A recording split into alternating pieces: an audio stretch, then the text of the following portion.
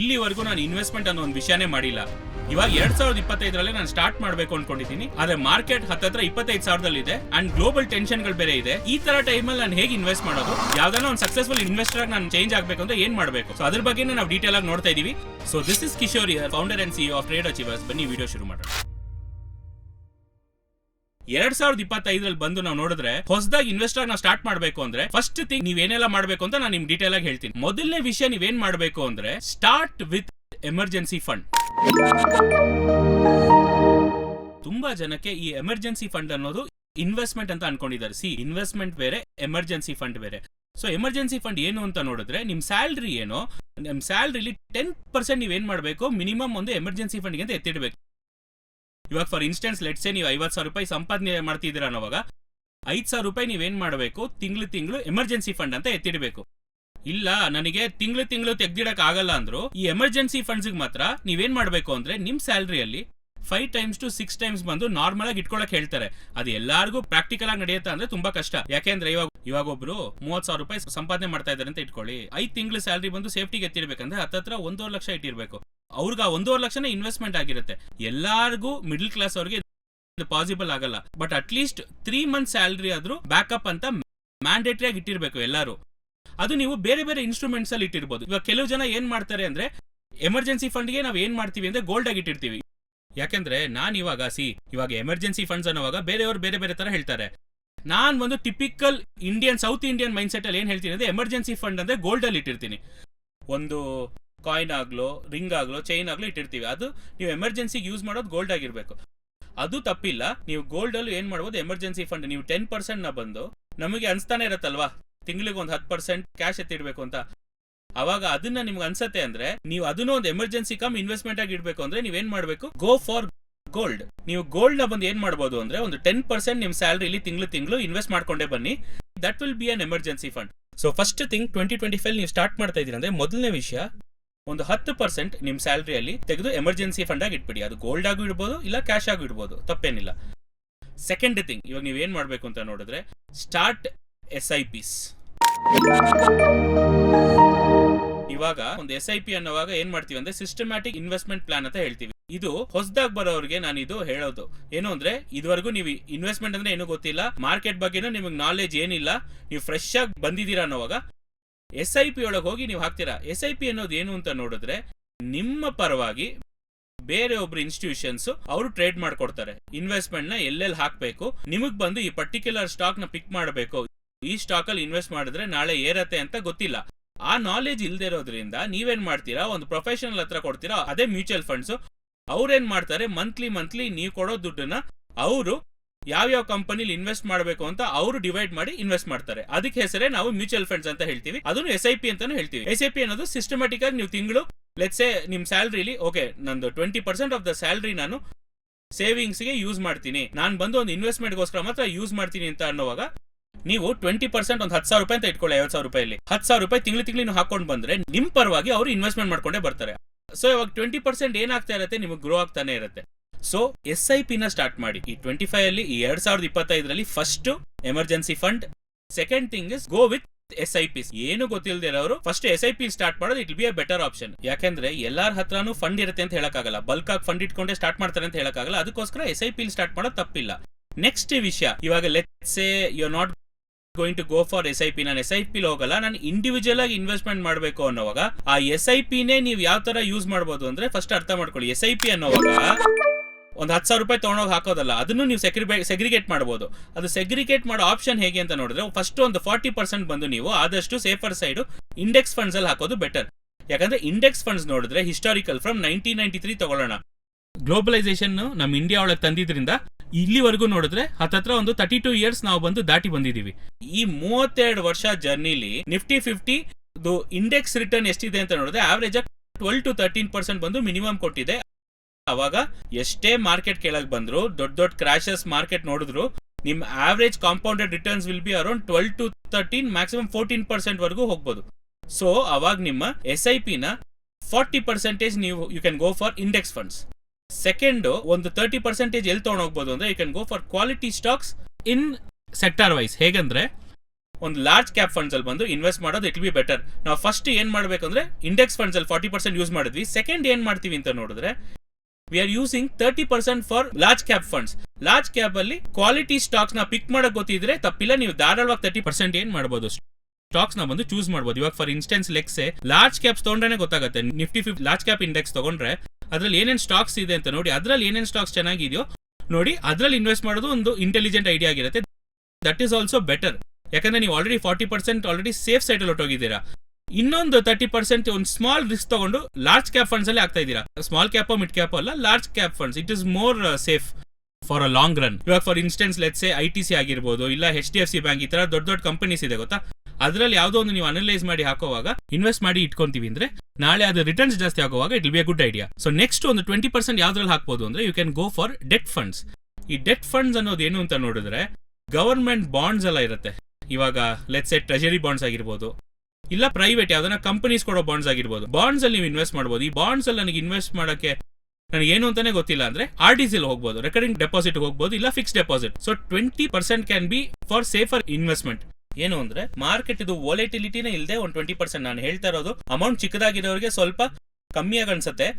ನೀವು ಜಾಸ್ತಿ ಅಮೌಂಟ್ ಆಗಿ ರೆಗ್ಯುಲರ್ ಆಗಿ ಮಾಡ್ತೀರಾ ಅನ್ನೋವಾಗ this will be a better idea. 40% for the index funds, 30% for individual stocks in large cap sector, 20% for government bonds or private company bonds, ಇಲ್ಲ ಅಂದ್ರೆ fixed deposit or recurring deposit. ಯಾಕಂದ್ರೆ ನಮಗೊಂದು fund ಯಾವಾಗಲೂ ಒಂದು interest ಮಾತ್ರ, inflation ನ beet ಮಾಡೋ ತರ ಇಂಟ್ರೆಸ್ಟ್.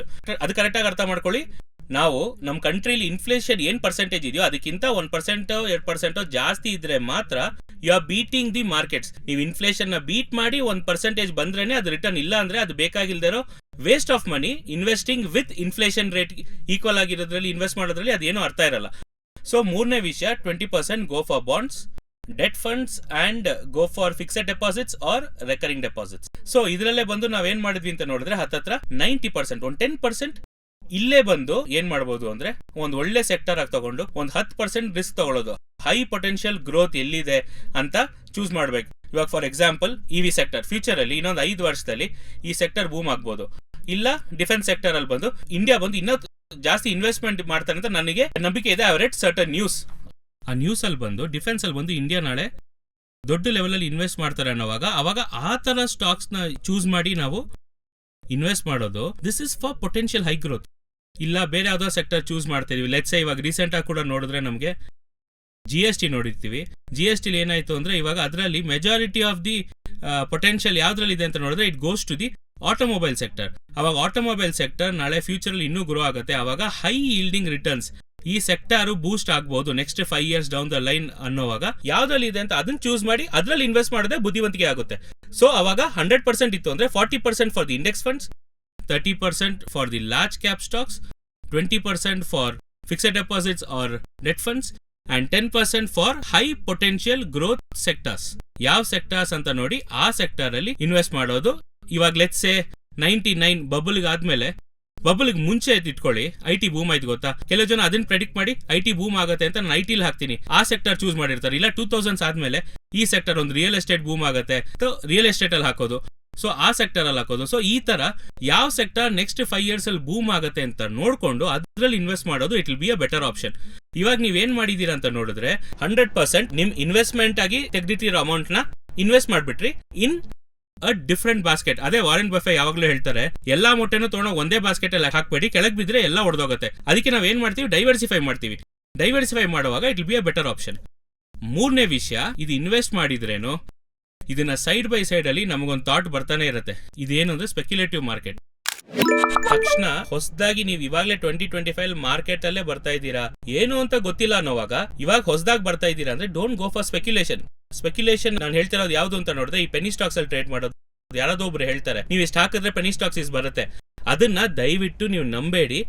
ಪೆನಿ ಸ್ಟಾಕ್ಸ್ ಅಲ್ಲಿ ಹಾಕೋದು ಇಲ್ಲ, ಒಂದು ಕಾಲ್ಸ್ ಕೊಡ್ತೀನಿ, ಈ ಕಾಲ್ಸ್ ಈ ಸ್ಟಾಕ್ ನ ತಗೊಳ್ಳಿ, ತಕ್ಷಣ ಇದು ಸಿಕ್ಕಾಪಟ್ಟೆ ಏರತ್ತೆ ಅಂತ ಹೇಳಿ ಈ ತರ ಫಾಲ್ಸ್ ಪ್ರಾಮಿಸಸ್ ತುಂಬಾ ಜನ ಮಾಡ್ತಾರೆ. ಆ ತರ ವಿಷಯಗಳನ್ನ ಒಂದು ಸರ್ಜ್ ಇದೆ, ನಾವು ತಕ್ಷಣ ದುಡ್ಡು ಮಾಡ್ಬೇಕು ಅಂತ ಈ ತರ ವಿಷಯಗಳು ಹೋಗಿ ಟ್ರಾಪ್ ಆಗಬೇಡಿ. ಮೂರನೇ ವಿಷಯ ಏನು ಅಂದ್ರೆ F&O ನ ಟಚ್ ಮಾಡಬೇಡಿ, ಇಮಿಡಿಯೇಟ್ ಆಗಿ F&O ನ ಟಚ್ ಮಾಡಬೇಡಿ. That is my advice. ಯಾಕಂದ್ರೆ ತುಂಬಾ ಜನಕ್ಕೆ F&O ಬಗ್ಗೆ ನಾಲೆಜೇ ಇಲ್ಲದೆ ತಕ್ಷಣ ನಾವು ಪ್ರಾಫಿಟ್ ಮಾಡಬಹುದು ಅಂತ ನಂಬಿಕೆಯಲ್ಲಿ ಒಳಗೆ ಬಂದು F&O ಅಲ್ಲಿ ತುಂಬಾ ಲಾಸ್ ಮಾಡ್ಕೊಂತಾರೆ. ಸೊ ಆದಷ್ಟು ಸ್ಟಾರ್ಟಿಂಗ್ ಸ್ಟೇಜಸ್ ಅಲ್ಲಿ ಅದನ್ನ ಅವಾಯ್ಡ್ ಮಾಡೋದು ಇಟ್ ವಿಲ್ ಬಿ ಬೆಟರ್. ಯಾಕಂದ್ರೆ F&O is for professionals, not for ಏನ್ ಹೇಳೋದು ಬಿಗಿನರ್ಸ್. ನೀವು ಒಂದು ಇಂಟರ್ಮೀಡಿಯೇಟ್ ಪ್ರೊಫೆಷನಲ್ ಆಗಿ ಬಂದ್ಮೇಲೆ F&O ಒಳಗೆ ಬರೋದು it will be better option. So first ಇವಾಗ 3 ವಿಷಯ ನೋಡಿದ್ವಿ. ಏನೇನು ಅಂತ ನೋಡಿದ್ರೆ, ಫಸ್ಟ್ ಫೌಂಡೇಶನ್ ಏನು ಅಂದ್ರೆ ನಾವು ಎಮರ್ಜೆನ್ಸಿ ಫಂಡ್ಸ್ ನ SIP ಹಾಕ್ತಿವಿ. ಎರಡನೇ ವಿಷಯ ಏನು ಅಂದ್ರೆ SIP ಹೇಗೆ ಡೈವರ್ಸಿಫೈ ಮಾಡ್ತೀವಿ ಅಂತ. ಮೂರನೇ ವಿಷಯ ಸ್ಪೆಕ್ಯುಲೇಟಿವ್ ಮಾರ್ಕೆಟ್ ಇಂದ ನಮ್ಮನ್ನ ಕಾಪಾಡ್ಕೊಳ್ಳೋದು. ನಾಲ್ಕನೇ ವಿಷಯ, ಮುಖ್ಯವಾದ ವಿಷಯ, ಇದೆಲ್ಲಾನು ನೀವು ಒಂದು 6 ತಿಂಗಳು 1 ವರ್ಷನೋ ರೆಗ್ಯುಲರ್ ಆಗಿ ಮಾಡ್ತಾ ಇದ್ದೀರಾ ಅಂದ್ರೆ ಸೈಡ್ ಬೈ ಸೈಡ್ ಅಲ್ಲಿ ಸ್ಟಾರ್ಟ್ ಲರ್ನಿಂಗ್ ದಿ ಮಾರ್ಕೆಟ್ ಅಂದ್ರೆ ಏನು. ಇವಾಗ ನೀವು SIP ಹಾಕುವಾಗ ಏನ್ ಮಾಡ್ತೀರಾ ಅಂದ್ರೆ, ನಿಮಗ್ ಬದಲು ಯಾರೋ ಒಂದು ಪ್ರೊಫೆಷನಲ್ ಅಲ್ಲಿ ನಿಮ್ ಫಂಡ್ಸ್ ಅಲ್ಲಿ ಟ್ರೇಡ್ ಮಾಡ್ತಿದ್ದಾರೆ. ಅವಾಗ ಯಾಕೆ ನೀವು ಕಲ್ತ್ಕೊಬಾರ್ದು? ಅವಾಗ ನೀವು ಮಾರ್ಕೆಟ್ ಅಂದ್ರೆ ಏನು, ಸೈಡ್ ಬೈ ಸೈಡ್ ಅಲ್ಲಿ ನಿಮ್ ಫಂಡ್ಸ್ ಅದ್ರ ಕೆಲಸ ಮಾಡ್ತಾ ಇರತ್ತೆ. ಆದ್ರೆ ನೀವು ಸ್ವಲ್ಪ ಟೈಮ್ ತಗೊಂಡು 1 or 2 hours ಡೈಲಿ ತಗೊಂಡು ಮಾರ್ಕೆಟ್ ಅಂದ್ರೆ ಏನು, ಆಮೇಲೆ ಈ ಮಾರ್ಕೆಟ್ ಯಾಕೆ ಮೇಲ್ ಹೋಗ್ತಾ ಇದೆ, ಯಾಕೆ ಕೆಳಗ್ ಬಂತು, ಈ ಪರ್ಟಿಕ್ಯುಲರ್ ಸ್ಟಾಕ್ ಯಾಕೆ ಏರ್ತು, ಇದ್ಯಾಕೆ ತುಂಬಾ ದಿವಸ ಸೈಡ್ ವೈಸ್ ಅಲ್ಲಿ ಇದೆ, ಅದ್ರ ಬಗ್ಗೆ ನಾಲೆಜ್, ಅದ್ರ ಬಗ್ಗೆ ಇನ್ಫಾರ್ಮೇಶನ್ ನೀವು ಗ್ಯಾದರ್ ಮಾಡಕ್ ಶುರು ಮಾಡಿ. So give some time for learning the market. ಯಾಕಂದ್ರೆ ಯಾರ ಹತ್ರನೋ ಫಂಡ್ಸ್ ಕೊಟ್ಟಿದ್ದಾರೆ, ಅವ್ರು ಮಾಡ್ತಾ ಇದಾರೆ, ಇಲ್ಲ ಅಂತ ಹೇಳ್ತಾ ಇಲ್ಲ. ಆದ್ರೇನು ನಿಮ್ ಫಂಡ್ಸ್ ನ ನೀವು ನೋಡ್ಕೊಳ್ಳೋಷ್ಟು ಬೇರೆ ಯಾರು ನೋಡ್ಕೊಳ್ಳಲ್ಲ. ಸೊ ಆದಷ್ಟು ಸ್ಟಾರ್ಟ್ ಅನಲೈಸಿಂಗ್ ದಿ ಮಾರ್ಕೆಟ್ ಅಂದ್ರೆ ಏನು ಅಂತ ಕಲ್ತ್ಕೊಳ್ಳಿ, ಸ್ಟಾರ್ಟ್ ಮಾಡಿ, ಸ್ಲೋ ಆಗಿ ಹೋಗಿ. ಫಂಡಮೆಂಟಲ್ಸ್ ಅಂದ್ರೆ ಏನು, ಮಾರ್ಕೆಟ್ ನ ಒಂದು ಮ್ಯೂಚುವಲ್ ಫಂಡ್ ಆಗಿರ್ಬೋದು, ಇಲ್ಲ ಒಂದು ಪ್ರೊಫೆಷನಲ್ ಆಗಿರ್ಬೋದು, ಹೇಗ ಫಂಡಮೆಂಟಲ್ ಆಗಿ ಅನಲೈಸ್ ಮಾಡ್ತಾರೆ. ಫಂಡಮೆಂಟಲ್ ಆಗಿ ಅನಲೈಸ್ ಮಾಡಿದ್ಮೇಲೆ ಇವಾಗ ಅದು ಏರತ್ತಾ ಇಳಿಯತ್ತಾ, ನೆಕ್ಸ್ಟ್ 1 year ಅಲ್ಲಿ ಏನಾಗತ್ತೆ, ಅದಕ್ಕೆ ಟೆಕ್ನಿಕಲ್ ಅನಾಲಿಸಿಸ್. ಅವಾಗ ಟೆಕ್ನಿಕಲ್ಸ್ ಅಂದ್ರೆ ಏನು, ಒಂದು ಚಾರ್ಟ್ ನ ಹೇಗೆ ಅನಲೈಸ್ ಮಾಡ್ಬೇಕು, ಈ ತರ ವಿಷಯಗಳನ್ನ start to learn the markets. So ನೀವು ಸೈಡ್ ಬೈ ಸೈಡ್ ಇದು ಮಾಡ್ತಾನೆ ಬಂದ್ರೆ ಒಂದು ಡೌನ್ ದ ಲೈನ್ ಒಂದು 6 months to 1 year ಅಲ್ಲಿ ಮಾರ್ಕೆಟ್ ಬಗ್ಗೆನೂ ನಿಮ್ಗೆ ನಾಲೆಜ್ ಬಂದ್ಬಿಡುತ್ತೆ. ಪ್ಲಸ್ ನಿಮ್ ಫಂಡ್ಸ್ ಆಲ್ರೆಡಿ ನೀವು ಸೇಫ್ ಗಾರ್ಡ್ ಮಾಡಿ ಇನ್ವೆಸ್ಟ್ಮೆಂಟ್ ಹಾಕಿದ್ದೀರಾ. ಸೊ ಗ್ರೋತ್ ಒಂದ್ ಸೈಡ್ ಅಲ್ಲಿ ಆಗ್ತಾ ಇದೆ, ನಿಮ್ಮ ಪರ್ಸನಲ್ ನಾಲೆಜ್ ಗ್ರೋತ್ ಒಂದ್ ಸೈಡ್ ಅಲ್ಲಿ ಆಗ್ತಾ ಇರುತ್ತೆ. ಸೊ ಎರಡಕ್ಕೂ ಪ್ಯಾರಲಲ್ ಮಾಡುವಾಗ 1 or 2 years ಅಲ್ಲಿ you will also be a successful trader. ಅದು ಒಂದು ಮುಖ್ಯವಾದ ವಿಷಯ. 5ನೇದು, have a long term goal. ಈ ಶಾರ್ಟ್ ಟರ್ಮ್ ಗೋಲ್ ಇಟ್ಕೊಂಡು ಬರೋರೆಲ್ಲ ತುಂಬಾ ಜನ ಮಾರ್ಕೆಟ್ ಅಲ್ಲಿ ಅಪ್ಸ್ಕೊಂಡಾಗ ಹೋಗ್ತಾರೆ. Come with a long term goal. ಇದು ಮಾರ್ಕೆಟ್ ಬಂದು ಏನೋ 100 meter ರೇಸ್ ಅಲ್ಲ, ಇಟ್ಸ್ ಅ ಮ್ಯಾರಥಾನ್. ದಮ್ ಇಟ್ಕೊಂಡು ಎಷ್ಟು ದೂರ ಓಡ್ತಿರೋ ಅನ್ನೋದೇ ವಿಷಯ. 100 meter ಅಲ್ಲಿ ಹೋಗಿ ತಕ್ಷಣ ವಿನ್ ಆಗತ್ತೆ ಅಂದ್ರೆ ಅದೆಲ್ಲ ವೇಸ್ಟ್. ಸೊ ಅವರು ಒಂದು ಲಾಂಗ್ ರನ್ ಅಲ್ಲಿ ನನ್ನ ವಿಷನ್ ನೆಕ್ಸ್ಟ್ 5 years 10 yearsಗೆ ನಾನೊಂದು ಒಳ್ಳೆ ಸಿಚುವೇಶನ್ ಇರಬೇಕು. ನನ್ನ investment portfolio has to be in a very good state. Next ಮುಖ್ಯವಾದ ವಿಷಯ ಏನು ಅಂದ್ರೆ, try to rebalance your portfolio. ಈ ರೀಬ್ಯಾಲೆನ್ಸಿಂಗ್ ಅನ್ನೋದು ಏನು ಅಂತ ನೋಡಿದ್ರೆ, ಒಂದೇ ಇನ್ವೆಸ್ಟ್ಮೆಂಟ್ ಹಾಗೆ ಮೇಂಟೈನ್ ಮಾಡಬಾರ್ದು. ಅವಾಗ ಪೋರ್ಟ್ಫೋಲಿಯೋಲಿ ಸ್ವಲ್ಪ ಚೇಂಜಸ್ ಮಾಡಬೇಕು. ಒಂದು ವಿಷಯ ಚೆನ್ನಾಗಿ ಇರ್ತಾ ಇರುತ್ತೆ, ಒಂದು ವಿಷಯ ಕಮ್ಮಿ ಆಗುತ್ತೆ. ಡೈವರ್ಸಿಫೈ ಮಾಡಿನೇ ಆಲ್ರೆಡಿ ಇಟ್ಟಿದ್ದೀರಾ, ಕರೆಕ್ಟಾ? 40% ಫಾರ್ SIP ಇಟ್ಟಿದ್ದೀರಾ, ಇಂಡೆಕ್ಸ್ ಫಂಡ್ಗೆ 30% ಫಾರ್ ಲಾರ್ಜ್ ಕ್ಯಾಪ್ ಸ್ಟಾಕ್ಸ್, 20% 10% ಬಿಡಿಸಿಟ್ಟಿದೀವಲ್ಲ, ಇದನ್ನ ರೀಬ್ಯಾಲೆನ್ಸ್ ಮಾಡಬೇಕು. ಸಮಟೈಮ್ಸ್ 5% ಇದನ್ನ ಏರಿಸಬೇಕು, 5% ಇದನ್ನ ಇಳಿಸಬೇಕು. ಆ ರೀಬ್ಯಾಲೆನ್ಸಿಂಗ್ ನಾವು ಮಾಡಬೇಕು. ಅಂಡ್ ದೊಡ್ಡ ಮ್ಯೂಚುವಲ್ ಫಂಡ್ಸ್ ಅವರೇ ನಾರ್ಮಲ್ ಆಗಿ 6 months to 12 months, ಒಂದು 6 months to 1 year ಗ್ಯಾಪ್ ಅಲ್ಲಿ ರೀಬ್ಯಾಲೆನ್ಸಿಂಗ್ ಆಫ್ ಸ್ಟಾಕ್ಸ್ ಯಾವಾಗ್ಲೂ ಮಾಡ್ತಾ ಇರ್ತಾರೆ. ಸೊ ನಿಮ್ ಪೋರ್ಟ್ಫೋಲಿಯೋಲಿರೋ ಸ್ಟಾಕ್ಸ್ ಆಗಿರ್ಬೋದು, ಮ್ಯೂಚುವಲ್ ಫಂಡ್ಸ್ ಆಗಿರ್ಬೋದು, ಅದನ್ನು ರೀಬ್ಯಾಲೆನ್ಸಿಂಗ್ ಮಾಡೋದು ನಿಮ್ ಡ್ಯೂಟಿ ಆಗಿರ್ಬೇಕು. ಇನ್ ಕೇಸ್ ನಿಮ್ಗೆ ಆ ರೀಬ್ಯಾಲೆನ್ಸಿಂಗ್ ಬಗ್ಗೆ ಏನು ಅಂತ ಗೊತ್ತಿಲ್ಲ, ಯಾವಾಗ ಕ್ಲೋಸ್ ಮಾಡಿ ಯಾವಾಗ ಓಪನ್ ಮಾಡ್ಬೇಕು, ಯಾಕೆ ಇದೆಲ್ಲ ಮಾಡಬೇಕು ಅಂತ ಕಂಪ್ಲೀಟ್ ಆಗಿ ನಾಲೆಜೇ ಇಲ್ಲ ಅನ್ನೋವಾಗ ಕೆಳಗೆ ರೀಬ್ಯಾಲೆನ್ಸಿಂಗ್ ಅಂತ ಕಮೆಂಟ್ ಮಾಡಿ. ಡೆಫಿನೆಟ್ ಆಗಿ ನಾನು ಅದಕ್ಕೊಂದು ಡೀಟೇಲ್ ಆಗಿ ಹೇಗೆ ಮ್ಯೂಚುವಲ್ ಫಂಡ್ಸ್ ಅಲ್ಲಿ ರೀಬ್ಯಾಲೆನ್ಸಿಂಗ್ ಮಾಡ್ತಾರೆ, ಅದನ್ನ ಹೇಗೆ ಒಂದು ಪೋರ್ಟ್ಫೋಲಿಯೋನ ಅಫೆಕ್ಟ್ ಮಾಡುತ್ತೆ ಅಂತ ಒಂದು ಡೀಟೇಲ್ ಮಾಸ್ಟರ್ ಕ್ಲಾಸ್ ತರ ನಾನು ತಗೊಂತೀನಿ. ಅದು ಬೇಕು ಅನ್ನೋರು ಕೆಳಗೆ ರೀಬ್ಯಾಲೆನ್ಸಿಂಗ್ ಅಂತ ಮಾತ್ರ ಕಮೆಂಟ್ ಮಾಡಿ. ಹಾಗೆ ವಿಡಿಯೋಗೆ ಒಂದು 2000 likes ಬಂತು ಅಂದ್ರೆ ಆದಷ್ಟು ನಾನು ಬೇಗನೆ ಆ ವಿಡಿಯೋನ ರಿಲೀಸ್ ಮಾಡ್ತೀನಿ. ಸೊ ಆ ವಿಷನ್ ಇಂದ ಒಳಗ್ ಬಂದ್ರೆ you will be sustaining in the market. ಆವಾಗಲೇ ನೀವು ಕಲ್ತ್ಕೊಳ್ಳೋಕ್ಕೂ ನೀವು ಟೈಮ್ ಕೊಡ್ತೀರಾ. ಮಾರ್ಕೆಟ್ ಫಂಡ್ಸು ಅದೆಲ್ಲ ಏನೇನೇನು ಹೇಳೋದು, ಗ್ರೋ ಆಗಕ್ಕೆ ಟೈಮ್ ಕೊಡ್ತೀರಾ. ಇದೇನು ಇಲ್ಲದೆ ನಾನು ಬಂದೆ 1 ತಿಂಗಳಲ್ಲೇ ನನಗೆ ಒಂದು 10 months ಟೈಮ್, ಅಷ್ಟರಲ್ಲಿ ನಾನು ಎಲ್ಲ ಸಂಪಾದನೆ ಮಾಡಿ ಹೋಗ್ಬೇಕು ಅಂತ ಅನ್ಕೊಂಡು ಬಂದ್ರೆ you don't have a time for learning, neither for the money to grow. So time ಕೊಡಿ, ಮಾರ್ಕೆಟ್ಗೆ ಸ್ವಲ್ಪ ಟೈಮ್ ಕೊಡಿ, ನಿಮಗೂ ಸ್ವಲ್ಪ ಟೈಮ್ ತಗೊಳ್ಳಿ. ಮಾರ್ಕೆಟ್ ಎಲ್ಲೂ ಹೋಗಲ್ಲ, ಮಾರ್ಕೆಟ್ ಅಲ್ಲೇ ಇರುತ್ತೆ, ನಾವೇ ಕಣೆಗೆ ಹೋಗ್ತೀವಿ ಮಾರ್ಕೆಟ್ ಇಂದ. So give some time, have a long term vision. ಈ ವಿಷನ್ ಇಂದ ಒಳಗ್ ಬಂದ್ರೆ you will be sustaining in the market. And ನಾನು ಹೇಳಿರೋ ಈ 5 ವಿಷಯ ನೀವು ಕಂಬೈನ್ ಮಾಡಿ ಸ್ಟಾರ್ಟ್ ಮಾಡಿದ್ರೆ 2025ರಲ್ಲಿ ನೀವು ಒಂದು ಸಕ್ಸಸ್ಫುಲ್ ಇನ್ವೆಸ್ಟರ್ ಆಗಿ ನಿಮ್ ಜರ್ನಿನ ಸ್ಟಾರ್ಟ್ ಮಾಡ್ಬೋದು. So first thing, have a emergency fund. ಅದೇ ನಾನು ಹೇಳಿದ್ನಲ್ಲ, ಎಮರ್ಜೆನ್ಸಿ ಫಂಡ್ ನೀವು ಗೋಲ್ಡ್ ಆಗಿ ಇಟ್ಕೊಬಹುದು, ತಪ್ಪೇನಿಲ್ಲ. Second thing, start investing in SIPs. Third thing, SIP ಹಾಕುವಾಗ ಯಾವ್ದ್ರಲ್ಲೆಲ್ಲ ಡೈವರ್ಸಿಫೈ ಮಾಡಬಹುದು ಅಂತಾನು ಹೇಳಿದೀನಿ, ಅದನ್ನು ಅರ್ಥ ಮಾಡ್ಕೊಳ್ಳಿ. ಫೋರ್ತ್ ಥಿಂಗ್, ಆಂಕ್ಷಿಯಸ್ ಆಗಿ ಟ್ರೇಡ್ ಮಾಡಬೇಡಿ. ಏನ್ ಹೇಳೋದು, ಈ ಸ್ಪೆಕ್ಯುಲೇಟಿವ್ ಮಾರ್ಕೆಟ್ ಅಲ್ಲಿ ಹೋಗಿ F&O ಹೋಗಿ ಟ್ರೇಡ್ ಮಾಡ್ತೀನಿ, ಇಲ್ಲ ಪೆನಿ ಸ್ಟಾಕ್ಸ್ ತಗೋತೀನಿ, ಇಲ್ಲ ಕಾಲ್ಸ್ ತಗೋತೀನಿ ಅಂತ ಹೋಗಿ ಏಮಾರಬೇಡಿ. 5ನೇ ವಿಷಯ, always have a long term vision. So ಈ ವಿಷಯಗಳನ್ನ ನೀವು ಕರೆಕ್ಟ್ ಆಗಿ ಸ್ಟಾರ್ಟ್ ಮಾಡಿದ್ರೆ ಡೆಫಿನೆಟ್ ಆಗಿ ನೀವು ಲಾಂಗ್ ಟರ್ಮ್ ಅಲ್ಲಿ ಒಂದು 5 ವರ್ಷ ಆದ್ಮೇಲೆ ತಿರುಗಿ ನೋಡುವಾಗ ಅಪ್ಪ ಅವತ್ತು ಅವರ ವಿಡಿಯೋಲಿ ಹೇಳಿದ್ರು, ಅದನ್ನ ಫಾಲೋ ಮಾಡಿದೆ, 5 ವರ್ಷ ಆದ್ಮೇಲೆ ಇವಾಗ ನಾನು ಒಂದು ಒಳ್ಳೆ ಇನ್ವೆಸ್ಟರ್ ಆಗಿದ್ದೀನಿ ಅಂತ ನೀವು ಹೇಳಕ್ಕಾಗತ್ತೆ. All right, so I hope this video was useful and thank you very much for joining. Take care.